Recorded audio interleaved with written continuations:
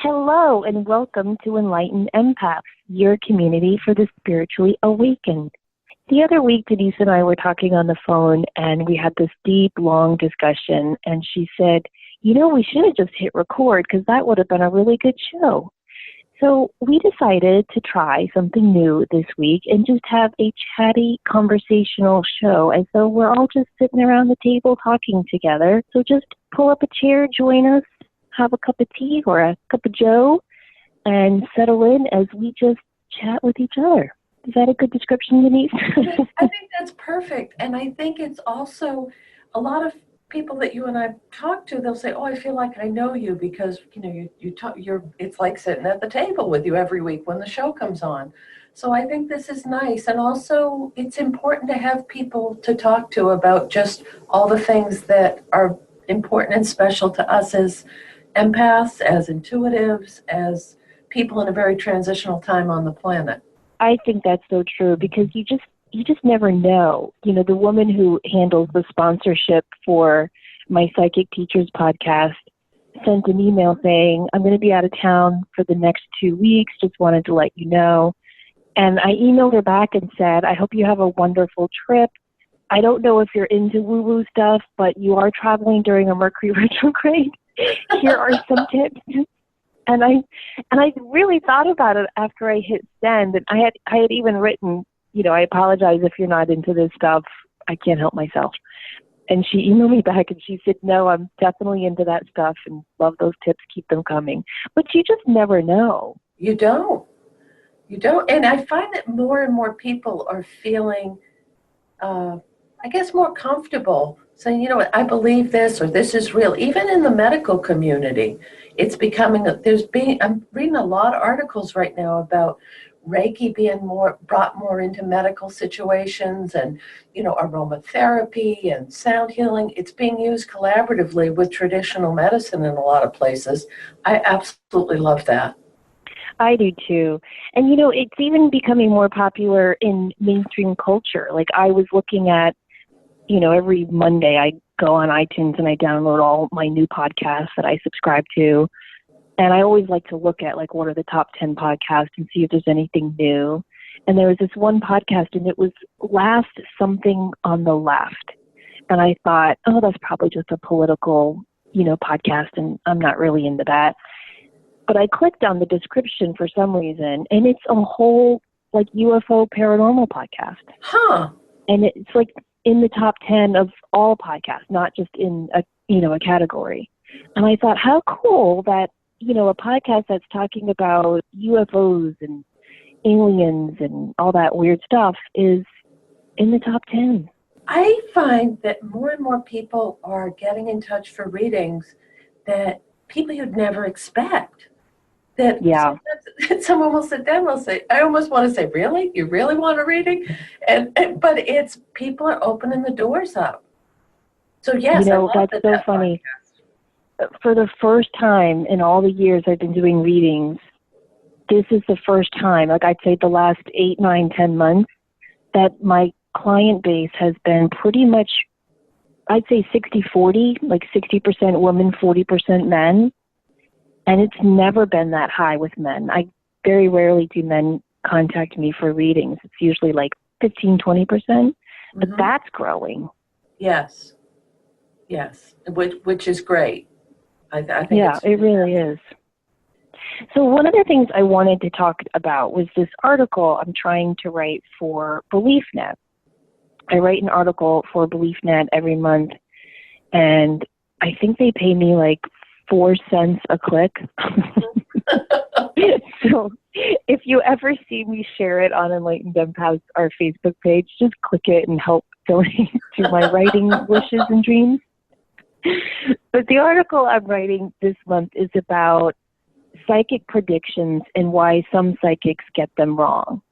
And as I'm writing it was inspired because I got a couple of email readings from clients who would say to me, I really think this guy likes me. I'm hoping we have a future. What do you think? And I would respond in as nicely as possible, try to say, I think he's a great person. I'm not sure he has the same goals as you, or I'm not sure he's ready for commitment at the level you're at. And then I would hear from them. This happened like, I think 4 times in 1 week. I heard from these same people a couple of months later. I should have listened to you. He ditched me. He ghosted me, what have you. What do I do now? And it just made me think, like, when intuitives, when we are reading people, I think, first of all, I think people think we can do so much more than we actually can. Yes. You know, like, I feel like they think we should know their occupation, their age, their date of birth, their greatest fear, and their greatest hope. You know, it's not always that. No, and throw in the winning lottery numbers too, please. Yeah, exactly. But when psychics, intuitives, whatever you want to call us, are doing readings, how I view it is that I can read your energy, and I can read or sense different outcomes that are possible. So, for example, let's say someone emails me or calls me for a reading about that situation with the man they've just started dating. It's almost like I can see 3 doors, and behind door number 1, she's with the guy, they're happy, they're hugging, they're walking off into the sunset hand in hand. Behind door number 2, they're fighting, arguing, not seeing eye to eye. And behind door number 3, maybe he or she is walking away. So, like, I can kind of see, like, okay, these are the possible outcomes waiting in the future. And what I've always been shown is that which door you open, which outcome is going to be the one you're going to choose, is the one that your heart is aligning with in that present moment. And so the reason why I think some psychics, quote unquote, get it wrong, and I'm being euphemistic there because it's not necessarily that I believe psychics get it right or wrong. I think it's that, you know, for me, I feel like it's their guides who are telling me this information. And those, like, I'll hear, you know, she wants to be with this guy, but she's not feeling worthy of love, or she's still got someone taking up space in her heart, or, you know, or he is not ready for love. And so they'll show me door number 2. But I know door number 1 is what she wants. She wants the happy ending. Who the hell doesn't? But if your heart is not in alignment with that, if you don't feel worthy and capable and ready for that love in your heart, you might be ready in your head, but if you're not ready in your heart, you're not going to even see that door, never mind be able to open it. Am I making sense? That makes perfect sense, because that's, and I've shared this before, I always preface every intuitive reading or tarot reading or anything that isn't mediumship with, it's always subject to change and free will. And I think that aligns with what you're saying about multiple pathways. And I had a lady get in touch with me, and I did a reading for her. I did a few readings for her many, many, many years ago, when I was first starting out, when I was less confident, when, you know, I would really get devastated when people would tell me I was wrong and I didn't know what I was talking about and all these things. And I'm not saying this woman did that, but it was right on the brink of that. So I did these readings, it was coming through strong, and I told her this, this, and this. And she said, that's never going to happen. No. And she would, like, send me these kind of, she'd call and leave me voice messages. Hasn't happened yet. Honest to God, I got a call from her, a voicemail from her about 2 weeks ago. And she said, I just wanted to validate that the readings you did for me so many years ago, actually, it all happened. And and she was almost a little hesitant. She said, I was really surprised, but you were right. And, you know, thank you. And I just thought you might want to know. So that's another whole aspect of this, is the timing. Like, sometimes I'll get clear daffodils, tulips, it's going to happen in April. I mean, they'll give us specific, or they'll show us a cake on a certain month. And for anyone that's listening that's intuitive or does readings, you'll build up these signs that go with timing. And then they'll say, well, it didn't happen, but it might happen like in May the following year, or, you know, May comes in. And I had a very well-known psychic one time tell me, very well-known, say, oh, this is going to happen in October. And I put all my eggs in that basket waiting for October, and October came and went, and it made me doubt the other things that she said in the reading. because I was so hell-bent that it was going to happen in October. Sure. And I think we all do that. That's our human part. I do too. And I think that this is why it's so important. If you do choose to get a reading, first of all, don't ever take anything an intuitive says to you as 100% true, because none of us are 100% right. No. But also to take ownership of that reading and to think, does that message resonate with me? Is that what I want? And to remember that we really do, all of the power in our lives is in the present moment. And if you start to pay attention to your inner thoughts and even your outer thoughts, listen to what you're saying to your friends. Like, just kind of step out of yourself and listen to the conversations you're having throughout the day and try to pay attention to the themes and patterns. If, for example, you're calling intuitives or pulling cards yourself or praying for information and guidance on a new job, and yet your conversations every day are, I'm so worried about money. I hate this job, but God knows I need it. Think about that message that you're sending out, which is, I want a new job, but I'm terrified of taking this leap of faith because I don't have the money. So in that situation, if an intuitive says, oh, I see a wonderful job opportunity coming up for you possibly in the fall, if you align with that message and you not necessarily put all your eggs in that basket and like quit your job, but if you start to resonate with that message and say, yes, I am worthy of a new job. I am going to get a new job. I have a new job. And you start to visualize yourself at this new job and people patting you on the back and the boss shaking your hand, and you visualize yourself getting this awesome paycheck, and you feel yourself driving to work with joy and anticipation, even as you're driving to your crappy job that you don't like. Right. Then you're going to align with the message that that intuitive gave you, and you're going to get that job, possibly, hopefully in the fall. But if that intuitive gives you that message and you think, man, I hope that's true. I wish that were true, but I just can't see how that could happen. I've got this bill and I've got that bill, and even though I hate this job, they really need me there. You're going to close that door and you're not going to be able to manifest that job. Which really is about tapping into the collective. And haven't you found more and more and more? This fascinates the hell out of me. Why energetically am I going through the same thing as a man in Albuquerque, a woman in London? These are people I talk to doing readings, and I will say energetically, this is what's around you. And why are we all we're all tapping into that. And I think that's the same thing with the readings. We're tapping, exactly what you just said, we're tapping into the potential of the way things can manifest, but the real variable is us. And getting out of the way and letting it happen, but also, when you tell someone something in a reading and say, oh, well, I'm seeing, this, and this, and then eventually it comes to pass, or it's something that someone said, there's no way that's ever going to happen in my life. Why are we getting that information? What are we tapping into? And we've both been very honest about this, that anybody can tap into that. It's raising your vibration, and it's being open to believing it. And someone said to me, well, a reading is just, you're planting the seed and it becomes a self-fulfilling prophecy.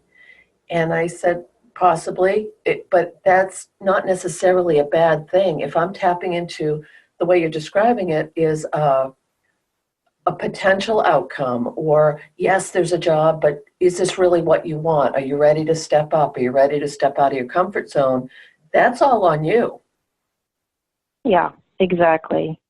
That's that taking ownership part. Well, tell me if you think this is tapping into the collective. I've had this client for years, and she's almost more like a friend. Like, she's come down here and met me, and I just really admire and respect her and like her. She's awesome. And she's had a really challenging 2 years. And suddenly, kind of overnight in December, her life just turned around for the better, and all these good things started happening for her. And it's continuing into January, and it continued into February. And I was just so happy for her that, finally everything was turning around for her as it should have, because she's just a good person. And then, my dear friend Joel, he had a bunch of good stuff happen to him right in January. And it was just so nice to pick up the phone and hear him so happy and celebrating happy news. And then I talked to my sister Courtney at the end of January, and she had all this good news. And I remember saying to myself, this means something good is coming for you too. Yes. I just knew that if all the people around me were on this uptick, it would like rub off on me. Yes. And I have had a lot of good news recently, and I feel like that might be tapping into the collective. I don't know. But whenever the people in my social circle are kind of not doing so great or just annoying or not great things are happening to them, it tends to happen in my life too. And I found the reverse to be true. Do you think that's tapping into the collective? I do. I think it's matching our vibration to what's going on. If so many people are in that place where there's struggle or loss, and then you can tie in all the astrology, you can tie in, global events, you can tie in all of those other things and how we react to it, the influence of media. It's a huge rabbit hole, but it just fascinates me that there's no other connection between two other human beings on the planet, but we're experiencing similar things in our lives. I just think that's fantastic. Yeah, I do too.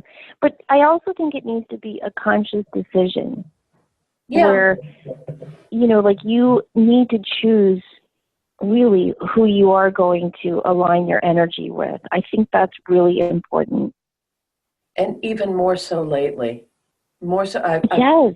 I said this to someone the other day. I can't be around people that drain me. I can't, and I don't mean people I'm working with. I mean selective about who I want to spend any time with, because it just feels like time is so precious right now. And it's if it isn't fun, if it isn't enjoyable, I don't want to be drained anymore. And that's been coming up for a lot of other people I've talked to. Yeah, and I think it's really hard to do that. For example, I have a friend who went through a divorce at the same time I was going through mine, and we were very helpful to each other and we were very there for each other. But she has held on to her anger and resentment, and I can't. I want to be his friend. It's better for me, it's better for him, it's better for our kids. Right. And so, he eats dinner with us. He slept here Christmas Eve, where we go on day trips together. And she will just, I don't know how you do that. I'm going to nominate you for sainthood. And I just thought, what is the point of holding on to anger? It really does fascinate me, people who hold on to anger. I can't do it. I don't see the good in it. I mean, I understand anger, trust me. What I don't understand is holding on to it. It just doesn't make sense. And so I have really distanced myself from that friendship. Right. And I feel guilty about it. I really do. But at the same time, I can't touch that anger. I had it, I dealt with it, I healed it, I forgave it, and I'm putting it in my rearview mirror. And she's unable to do that. And I just fear that if I maintain that level of friendship, I'll remember the reasons why I was angry and hurt. And I don't want to do that. No. It's not helping. And that's an excellent point. That's a really excellent point, because I think about that a lot. Of circumstances will happen in people's lives, and they'll hang on to it, and it's either grief or pain or they were betrayed, whatever it might be, but then it becomes a runaway train. And I've seen over and over and over people spending 10, 20, 30 years so resentful that it manifests physically in illness or mental health issues or whatever, because you can't live in that level of toxicity all the time. And someone may say, oh, well, you're putting on rose-colored glasses, and how can you forget about that stuff? And well, if the alternative is to feel like crap all the time, no, thank you.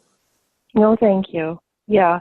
And no judgment to her. I mean, No, we all oh, have to no, walk no. our own path, and, she has every right to be angry. I'm just saying I'm choosing not to marinate in that anger with her anymore.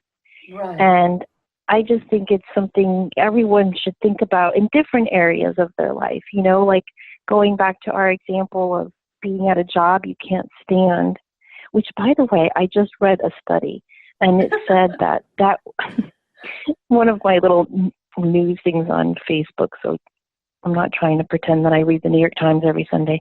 But anyway, I read this study, and it said that one of the most damning things for your health is not liking your job. Oh, wow. Yeah. So anyway, let's say you're at that job and you can't stand it, and all of your friends at work hate their job too, and all you do on your lunch break is complain about the job. That's helpful in the moment sometimes, right? Because it validates for you, I'm not the only one. This job does really stink. I do need to look for better work for me. It's helpful for a time. But I do think we all need to realize when it's moved beyond helpful and has turned into a crutch or, like a cold sore that you can't stop touching and aggravating. Oh, that's a good analogy. That was very graphic. Yes. And Yeah, that's sorry. what it's like. No, but it's true. But also though, if I have to add to that, not saying that I was in that situation, wink, wink, nod, nod, was that uh, when you've been on that treadmill, when you've okay, I'll use my example that it was a means to an end. It provided for my children. They had medical. It was dependable income. You do what you have to do, and then you get to a place where you have to make that decision of what can I do instead, or is this in my best interest? It's not an easy transition, but you're so spot on that it will eventually. I talked to a woman the other day. I'm going to jump the fence for a minute. And the first thing she said out of her mouth was, we don't have to worry about talking about my career. I love my job. I have always loved my job. I'm going to stay there forever. And I put, like, literally, when I'm talking to this woman, I put my hand on my heart and I said, I am so happy for you. Because that's what it should be. You should enjoy it, and not, Mary Poppins, everything's wonderful time, but why not do what you love or do what brings you joy? Right.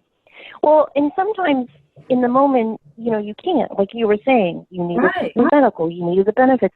But even when you were in that situation where you knew your contract was up with that job, you still chose to distance yourself from some of your negative coworkers, and you worked on your true passion in your spare time by doing readings and studying this side of your spiritual life.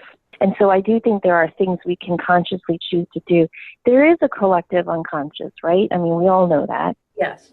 But there's different collectives.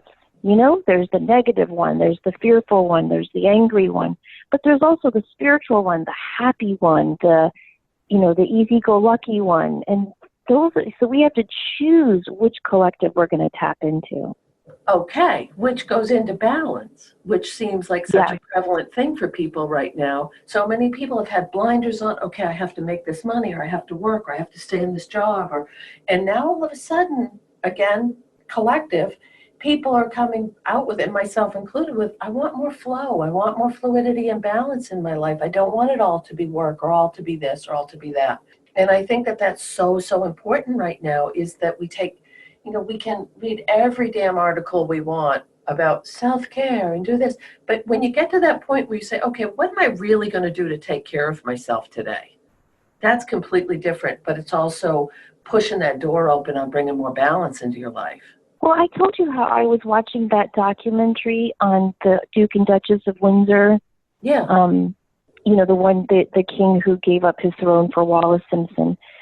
So the BBC had this awesome documentary on these secret documents that were just released about how, like, the king spied on his brother and Wallis and all these connections they had to Nazis. It was really interesting. Anyway, as I'm watching this documentary, they were saying that after he abdicated the throne and married his love, he had no role or no purpose in life. He had all the money in the world, but nothing to do.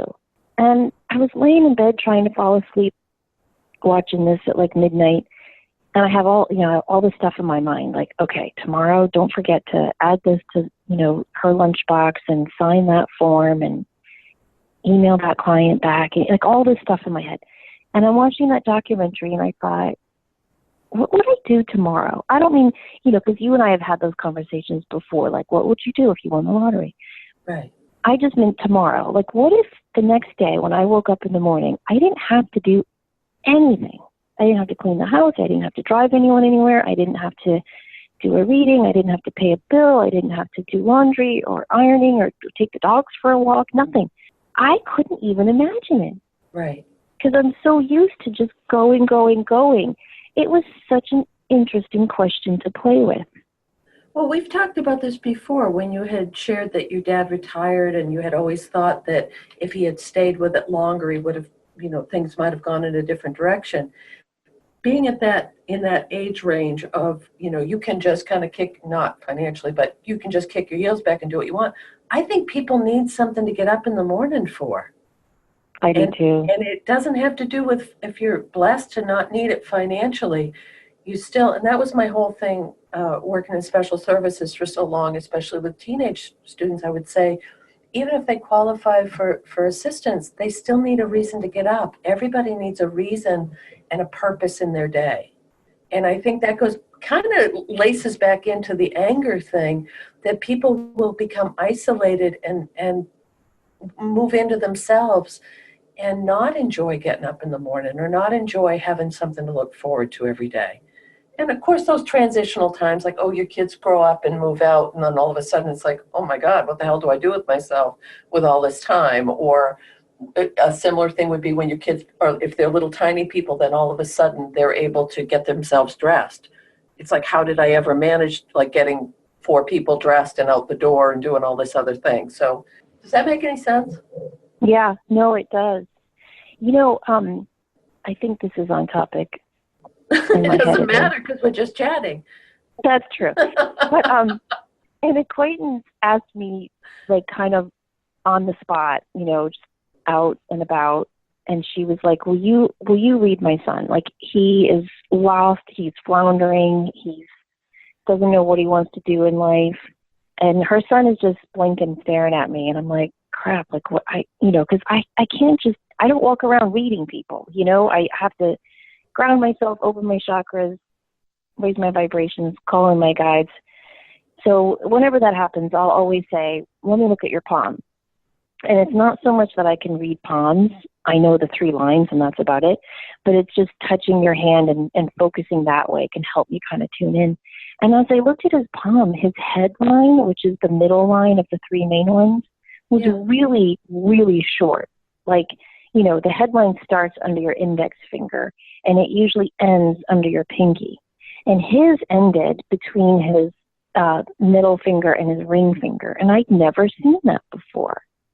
So when I got home, I looked it up, and it means people with a short headline, according to this palm reading book I had, said that it means these people often lack purpose and tend not to ask the deeper questions or seek for deeper meaning in their lives. Okay, and I know that I'm sitting here staring at my hand, and I'm sure so many people listening are staring at their hand saying, oh my God, where the hell's my headline? And what's interesting is it's different on my right hand than my left hand. Okay, that's because one hand is your destiny and one hand is what actually is happening.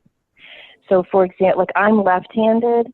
Yeah. So my right hand is my destiny hand, and my left hand is what I actually do. So for you, it would be reversed. Right. And so my right hand is my destiny because I'm right-handed. No, it's the opposite. So like, if you're right-handed, your left is your destiny, and your right is what you actually do. Okay, so this is that top line that's running out of the 3, right? It's the one that's, you said, from your index finger across? The very top line is your heart line. Okay. The main middle line is your head line. And then the line that swoops down, it usually kind of wraps either around your thumb or down to the center of your wrist. That's your lifeline. Oh, Those are the main 3 lines. And so the headline is the middle one. Okay. And see, it's interesting on the left, so left is destiny for me. It's much deeper and longer. And then on your right, what is it? It's a little, well, now I'm trying to hold them up together and compare. It's just interesting to me that like how the top line on my left hand has also some branches coming off of it that aren't on the right hand. Oh, that's interesting. Oh, it's very. So I'm going to have to look. See, that's why I love when we chat like this, because now I will look this up and I'll look at my hands and I'll find something out. That's fascinating. So not to divert from, was it relevant for the boy you were reading his palm? Yeah, it was. And I said to him, you need to start asking open-ended questions. Remember I was telling you how I had recently been learning a way to retrain your subconscious mind is to ask it open-ended questions? Yes. Because our subconscious mind, all it wants to do is find answers, right? It's always searching. It feels happier when it has a concrete answer. So if you ask your subconscious open-ended questions like, what would make me happiest now? Or what is the best possible thing that I can do for myself today? Your subconscious mind will spend time seeking an answer to that. And so I told him to start asking open-ended questions and to be receptive to those kind of aha moments, which usually happen when we're in the shower or driving to work or, doing random mindless things. You'll have these ideas pop in.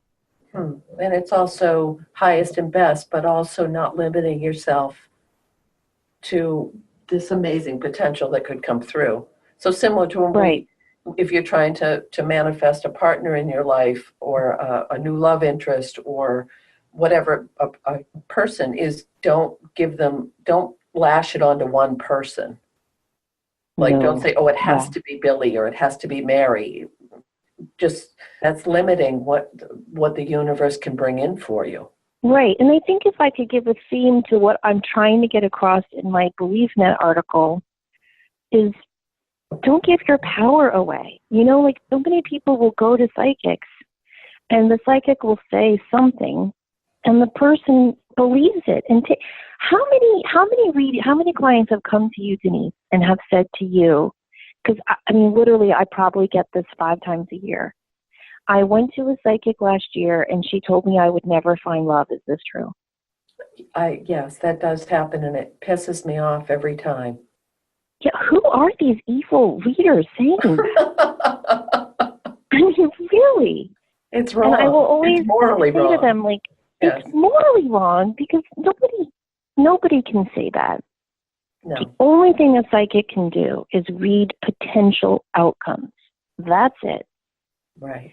It is up to you to take that potential outcome and either say, yes, that's the outcome I want, and then start to use your power to align your energy with that, spiritually, mentally, emotionally, physically. Or take the message the psychic gives you and say, that is not for me. That is not in my highest interest. And start to distance yourself from that message. But the power always lies with you. Right. And I was just thinking about a lady that I love her dearly. She's an old friend, but she went to an intuitive who said, she had been through a divorce. She was on her own. And she might have been, oh my goodness, in her early mid-50s at the time when she had this was years ago. She's a bit older. And she said, the woman told her, well, you'll have a great love in your life, but he's not going to come until you're 70. And what I said was, that's BS. I didn't use the, and I said, there's no way she could know that. And she said, but she seemed so confident about it. And this woman has had opportunities of other people coming into her life, but I think that, again, that seed was planted. Well, I'll just concentrate on other aspects of my life because he's not going to show up until I'm 70. And I thought, why would you do that to someone? Why wouldn't you just say it may be a while, or it might be, there'll be other people? I don't think we have the right to do that to someone. We definitely don't. And I think everybody should be aware or beware of psychics who are overly confident. That's always a red flag to me. Right. Because I will always say, this is what I'm feeling, this is what I'm sensing, I could be wrong, I'm never 100% right. And I think that's what ethical intuitives will always add, that caveat. And it's also being kind. Mm-hmm. It seems to be more and more and more my answer to everything. Everything. I just will think, we just need to be kind. We need to look out for each other. We need to, and not in an over-the-top way, but from a personal perspective, I just want it to be nice. I want things to be lighter and easier and more fun. I get mad when people aren't kind, and that's something I need to work on. Like my daughters are making fun of me because there's this one neighbor, and every time we walk the dogs, if we see this neighbor, I'll wave and say hi, and she just keeps on walking. Oh. And I'm like, how hard is it to say hi? How hard is that? It bothers me. And it bothers me that it bothers me. No, the last school that I worked in, I would be walking down the hall and I would see another teacher that I'd worked with for years coming the other way. And I would say, oh, hi. And they would just either be like looking straight ahead or ignore me. And in my head, I would say a lot of colorful things. And that goes back to that toxicity stuff. What does it take to be kind? What does it take to just acknowledge that there's another human being on the planet walking by you? Exactly. And the way we look at kindness now, it kind of freaks me out. Yes. You know, like I was at the grocery store yesterday, and I was returning my cart, and someone had left their cart in a really good parking spot, which is another pet peeve of mine. So I grabbed it, stuck it in my cart, and put both carts back. And this woman was like, that was so nice of you. And on a windy day, too. And she was so impressed that I had, like, just, I don't know, done something amazing. Yeah. And I was like, that nobody should be impressed by doing the right thing. I don't know. But anyway, the other thing I wanted to say about taking messages from a reading or looking for messages for yourself is to really spend some time thinking about the possible outcomes that you are wanting. Because if you don't know what those possible outcomes could be for you, if you can't visualize it, you're not going to align with it and then attract it. That's like, for example, one of my friends, this is like 5-6 years ago now, her dad passed away unexpectedly. And, you know, obviously that was very sad and she was grieving that. But about a year later, we met for coffee, and I was like, how are you doing? And she said, I love my mom, but she's driving me crazy. Like, she does not know how to live without my dad, and I don't know what to do. And so she's going on and on about how hard it is. And I said to her, well, what do you think the best possible solution would be?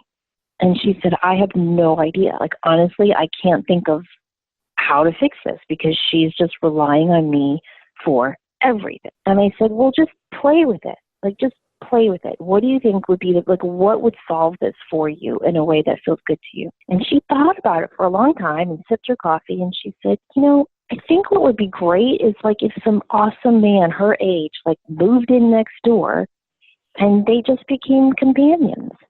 And then she would have someone to, you know, she doesn't want to marry again, but she's just lonely. And then that would help me so much. And I was like, well, put that out there.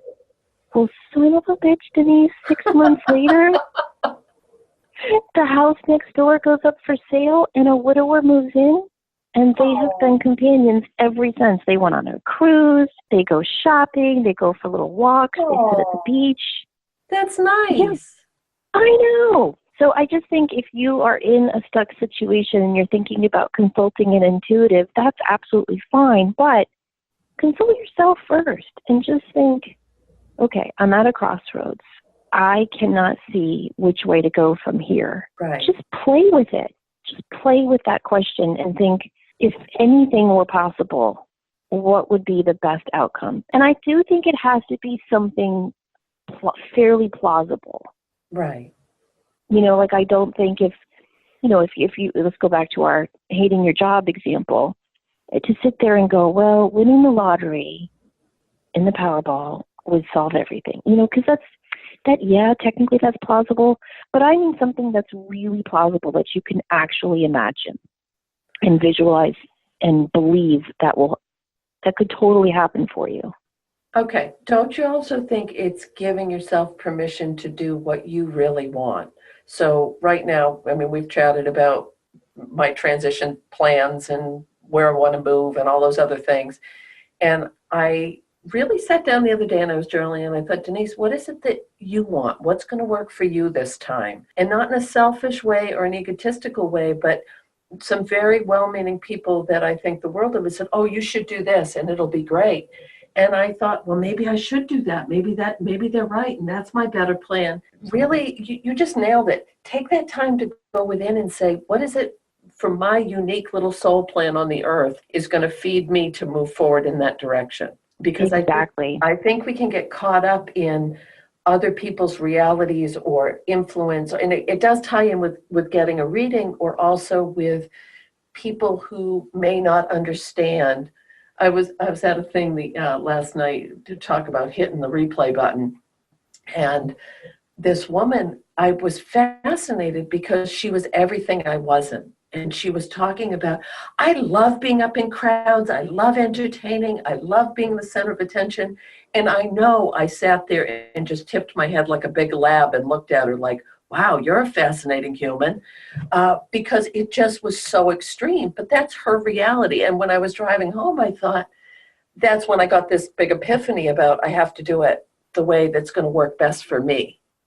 And I think that right now, with that seems to be such a theme for folks of what is it that I want, and not to the exclusion of people we love, care about, our responsibilities, but what's going to match our thumbprint. Exactly. And if the timing doesn't feel right for you right now, for example, when you were at your old job and wanting to do all these things, but the timing wasn't right because, you needed the benefits for your boys and all of that. That's why I still think you can still manifest it at a later date.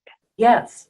So like one of the things I always teach when I teach manifesting is do a goal book or a vision board. But if you are flipping through magazines and looking for pictures of stuff you want in the next year or two, and you see something that you want maybe in 5 years, don't say, oh, well, that's a someday goal. No, cut it out and put it in, I call it like a wishing box. So that you're still telling the universe, I can't see this happening right now, but I'm ready for it. I'm open to it. And that's incredible because and we've talked about this too, is how if you look back over your shoulder 5 years ago and where you are now, it's like, oh my gosh, this is exactly where I wanted to be. And here I am. What's next? What do I want to bring in next? And I think that that's honoring your light, honoring who you came here to be and making the most of it. Right. Well, and if you look over your shoulder and you realize you're exactly where you don't want to be, sometimes you look back at 5 years and you go, how did I get here?